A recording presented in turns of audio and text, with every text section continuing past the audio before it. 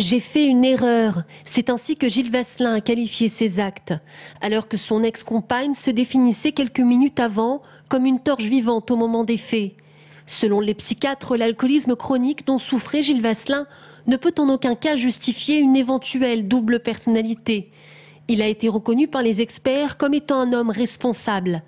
Pour l'avocat de Nadège Jory, l'ex-compagne de l'accusé, Gilles Vasselin est un monstre d'égocentrisme qui savait très bien ce qu'il faisait.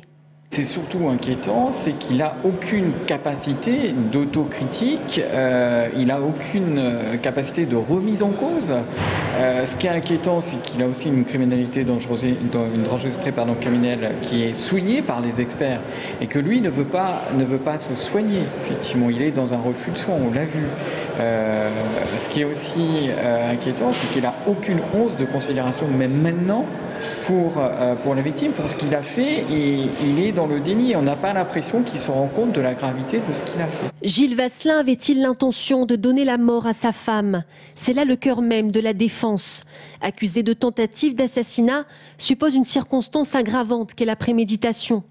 Lorsque Gilles Vasselin déverse de l'essence sur son ex-compagne, il lui demande de ne pas retirer ses vêtements, ni un peu plus tard d'appeler les secours. Difficile donc pour son avocat de prouver qu'il ne souhaitait pas tuer sa compagne au moment des faits. Avec la confusion dans laquelle est M.